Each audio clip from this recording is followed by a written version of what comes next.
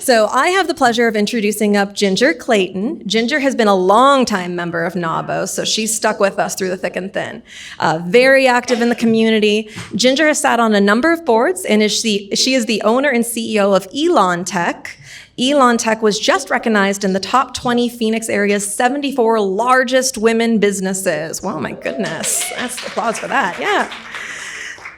So we're excited to hear what she has to share with us today. Ginger, please come on up and let's give her a warm welcome.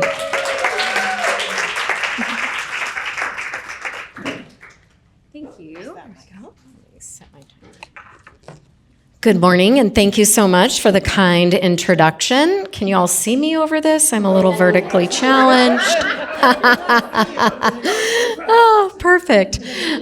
So my name is Ginger Clayton. My company is Elon Tech. We provide commercial furniture, relocation, and technology solutions.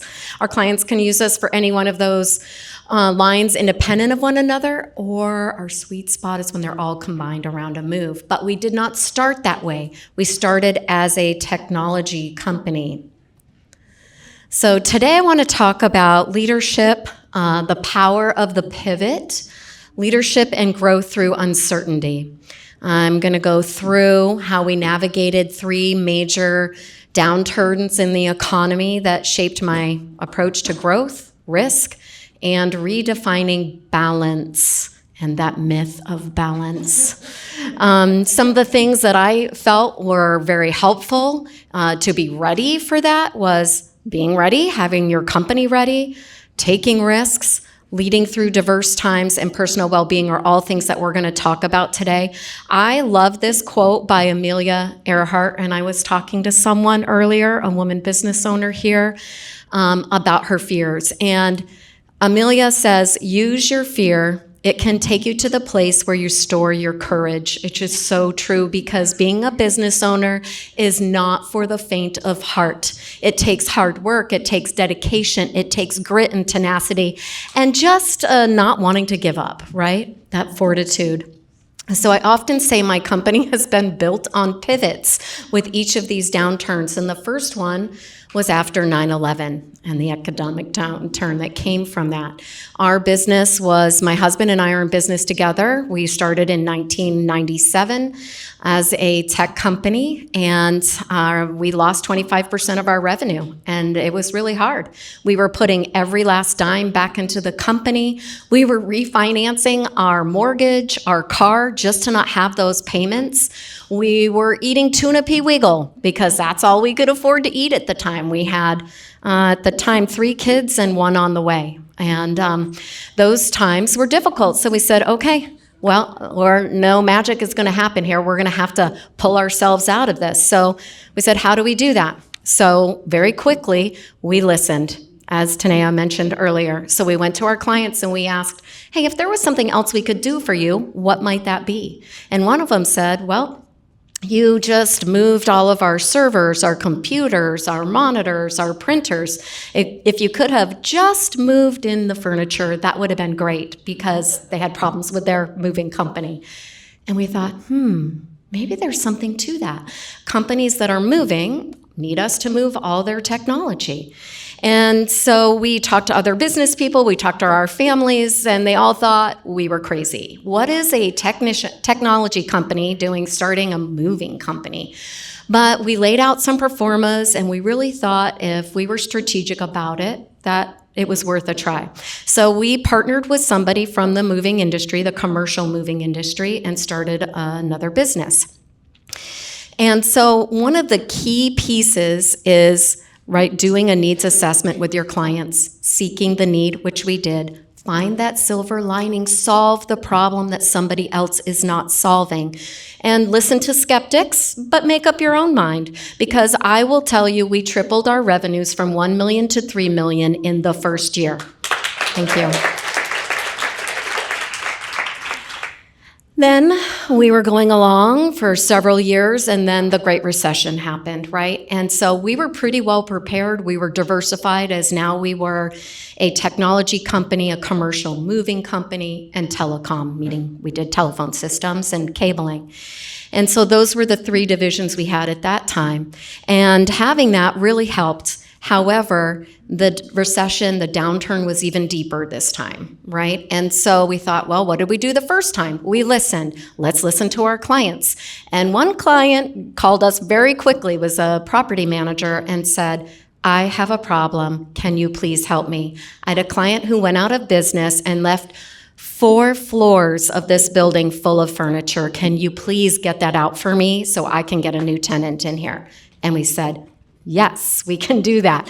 And that's when we started selling used furniture. And not only did it help property managers, but it also helped other people who were looking for less expensive options for commercial office furniture. So this lasted a long time, this recession, right? It wasn't just 1 year, it wasn't just 2 years. So at the end of 2010, we had a $1 million furniture install contract. We provided the labor for a local dealer. They got bought out by a national dealership and they no longer needed us. So we said, how are we now going to replace $1 million worth of labor revenue?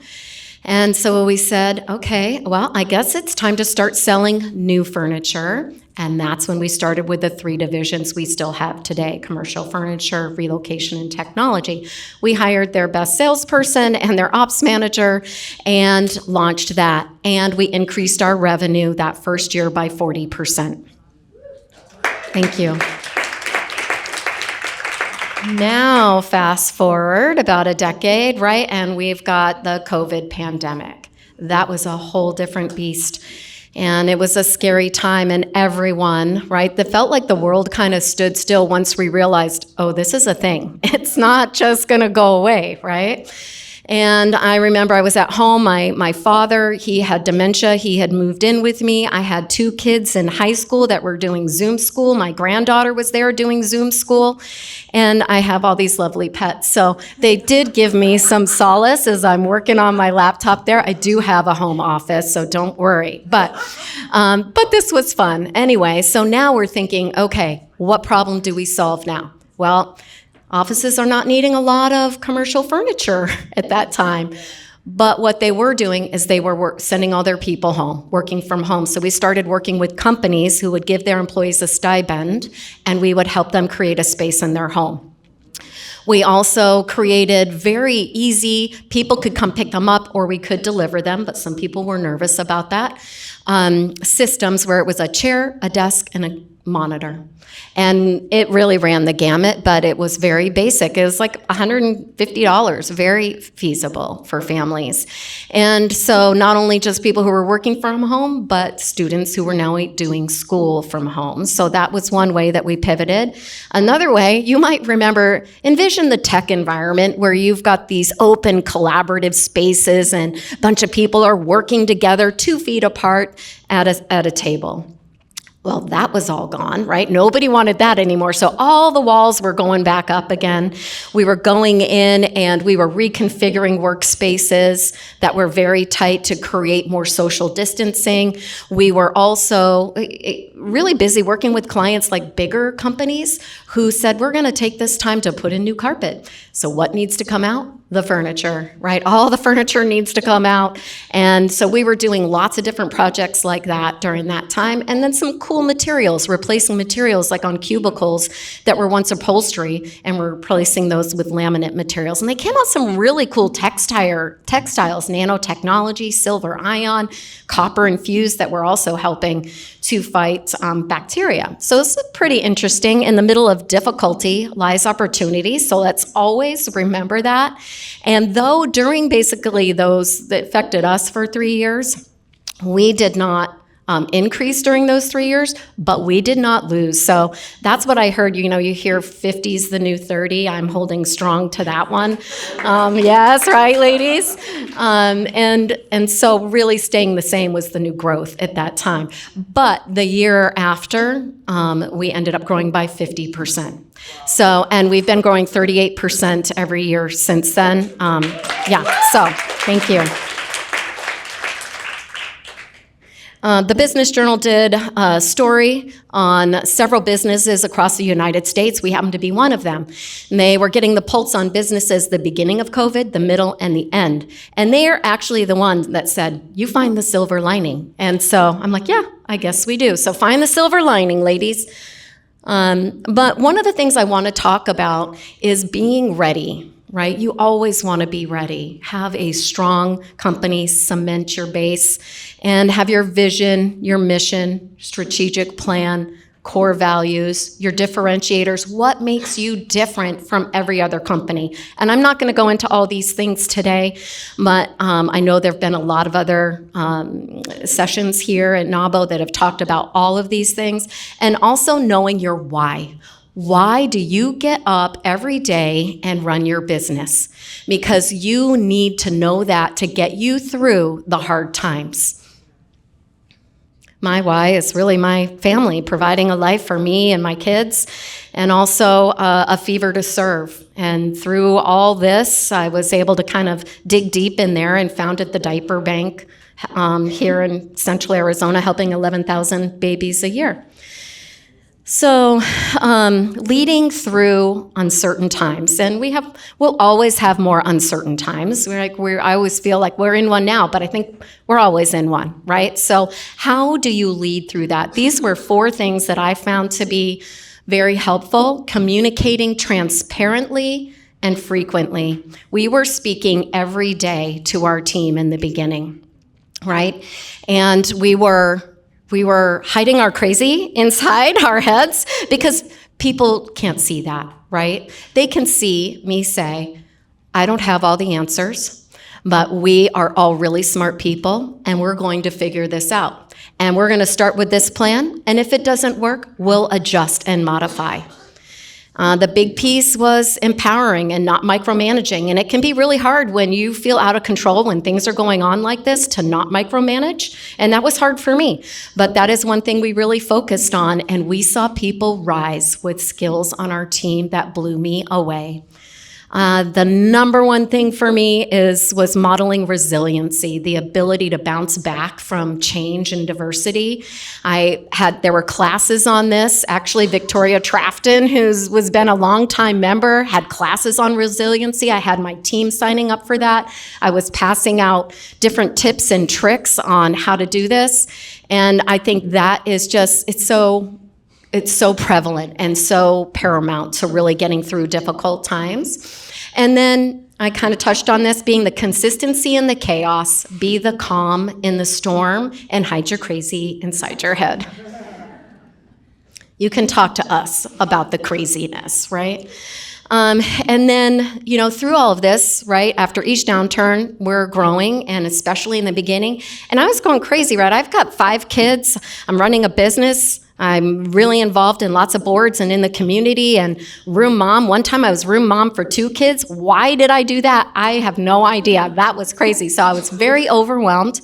And I just felt like, gosh, I can't be everything to everybody, though I was sure going to die trying. And how do I grow my team? What positions do I need? What one do I need first? And how do I trust people, right? And then how do I let go of all these things that I've been doing? And how do you delegate? And so one of the biggest ways was describing what success looks like when you are delegating a task to somebody on your team. Be very clear. In 7 Habits of Highly Effective People, great book. If you've not read it, read it. It was a life changer for me. And the dad describes to his kid what a green and clean lawn looks like, right? So just being very clear, trust, but verify with tasks. Have weekly one-to-ones that are led by your employee with what they've done, what they still have for goals to do, like the next week, and how they need your help, and then SMART goals. This is the spreadsheet that I put together, and I know my brain is a little different, and not everybody likes spreadsheets, but I created this because I really was looking really thinking about all I really wanted was to sit in a room with 4 white walls and a straitjacket would have been great. I thought I was going nuts because I was so crazy trying to do everything. I was working about 70 hours a week and, of course, had a family. And so I tracked every single time during the day, and then I created totals for different areas that I was working in. How much time did I spend meeting with direct reports, finance, sales, strategy, community service, admin, operations, and then what each task had high value or low value. And then, could I delegate this? Yes or no? A lot of yeses here, ladies. And then I totaled my time. This particular day was, half my day was spent in finance, and typically most of my days were.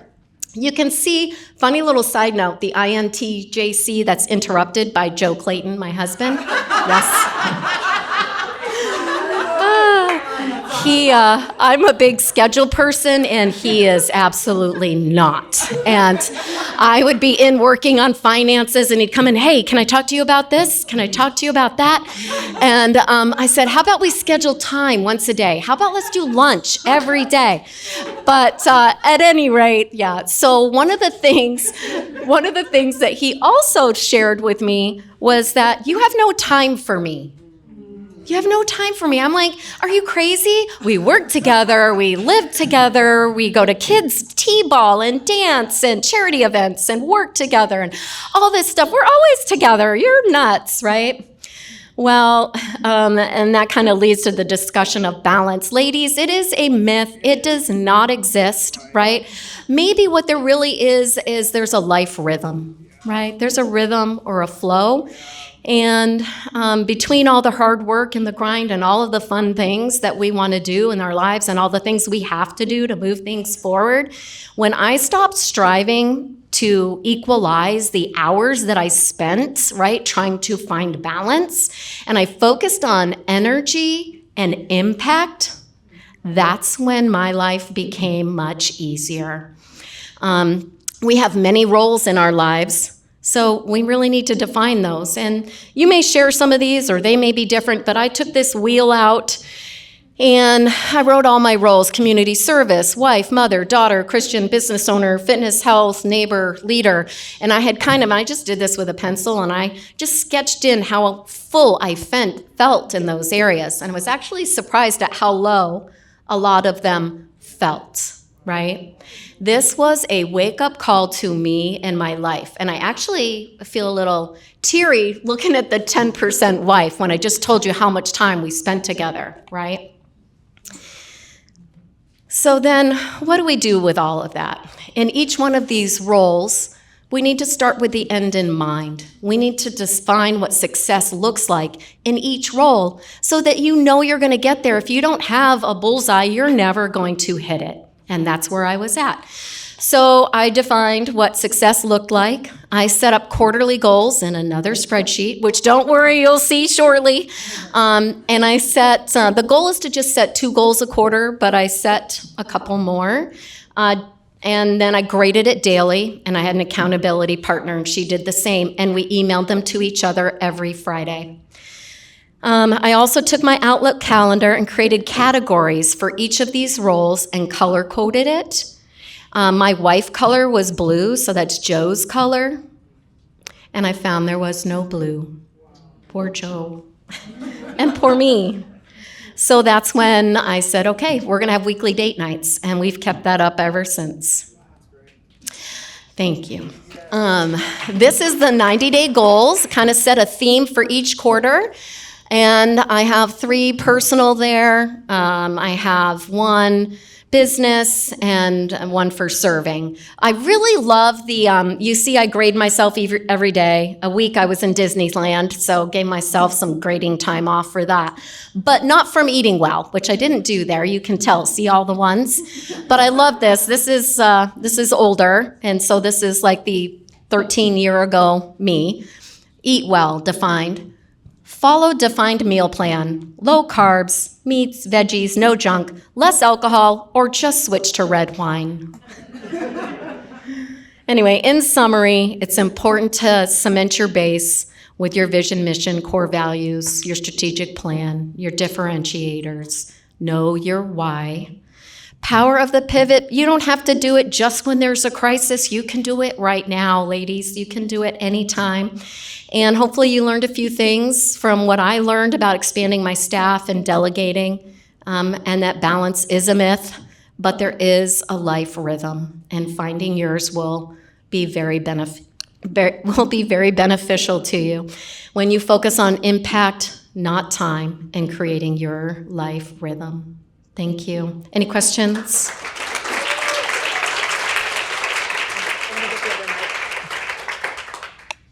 So for anyone that is maybe in that less than 5-year mark, so now this was great, and I wish you could put your spreadsheet back up there because that was fantastic. But now that you've had decades of showing us what your life looked like, and this was a tremendous insight into your life and the grit and the journey, so well done, amazing. But how does life look like now after all of these years for you, your family? Like, was it worth it? And are you happy with the trajectory? We want to hear a snapshot like now, so that way we can know, okay, this is what we can look forward to. And just so you know, all of you that are in the first 5 years, when 9/11 happened, we were in the 4th year of our business. So we were in that first 5 years then. And now we've been in business for 28 years, and it was very worth it. I have created my dream life. I will tell you, I worked in corporate America. I learned a lot, and I really enjoyed the time that I was there. And it was very male-dominated industry at the time. And one man, I was really working lots of hours, and I was working hard, and I wanted to rise up that corporate ladder and raise a family. And he says, honey, you have to pick one. You can't have it all. You can't have both. I said, that's ridiculous. I'll figure it out. And so I have figured it out. I have created this perfect life rhythm for me where I get to, like my kids, I was in their school, I was volunteering, and I feel really passionate about giving back, and I've created a nonprofit, and I've built a great company with my husband and my team, and now I've got 3 kids in the company. 2 are here. Yes, raise your hands up. Very proud of my daughters. And we get to work together now. And we were able to afford to just take our entire family to Europe for 2 weeks. I never thought I would even get to go to Europe. And so, yes, it's paid off with dividends, and it still has its stressful moments, but I can recollect and build on some of the experiences that I've had and know we can figure this out, right? So, yes, it was worth it. Hi, Kathy Gallo. I tend to be a workaholic, I think. I'm sitting here working while you're speaking, but I'm also listening. I loved on your spreadsheet about JC how you said sweet tone. So hallelujah, praise God for that. But my question is, and that's a lesson for me, my question is, I didn't see sleep up there. Oh, that is a good point. I did not log that, but I do now. I do now log my sleep because that is critical. You need at least 7 to 9 hours of sleep at night. Did you get? Well, I actually was a really good sleeper. I would fall asleep of exhaustion at 9 and I would be up at 5. Now I'm going through menopause and I'm grateful if I get 5.5 hours of sleep at night, but I'm working on it. Well, you are quite the role model. Congratulations to you. You're so kind. Thank you. Is there another question? I thought I saw another hand. Hi there, this is Erica. I'm with SRP. Loved your story. Love the fact that you talked about that work-life balance because I think, like many, right, I totally related with that.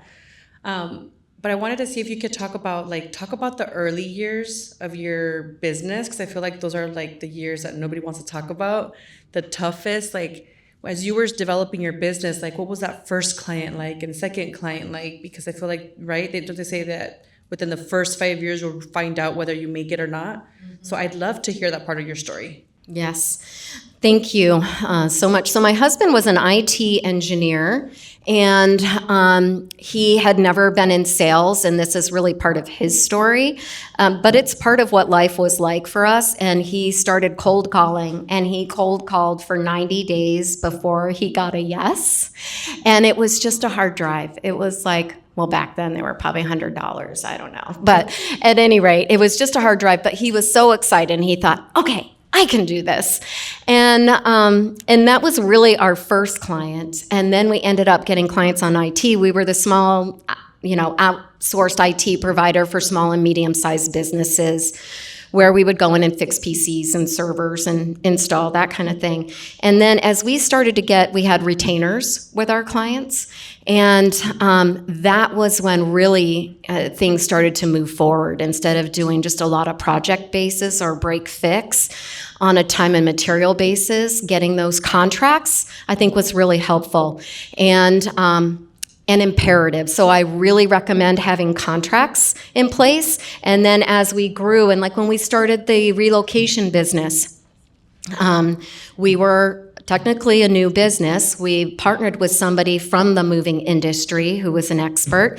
And then he put in for this logistics contract with the Arizona correctional industry. So we would be picking up baked goods and delivering them to the 19 different prisons. We didn't have trucks yet. We didn't have full-time employees yet because we were outsourcing all of that. And I thought, we'll never get this. What do we know about this logistics and things? And then I get a call June 15th. Is this Ginger Clayton? Yes, it is. Congratulations, you were awarded the logistics contract for the state of Arizona. I was like, great, thank you. And then I was like, oh my gosh, did we not bid this right? Are we gonna lose our tail? Are we gonna lose money? I don't have people. My husband ended up driving one of the trucks, so this was like 4 trucks a night for the first 90 days.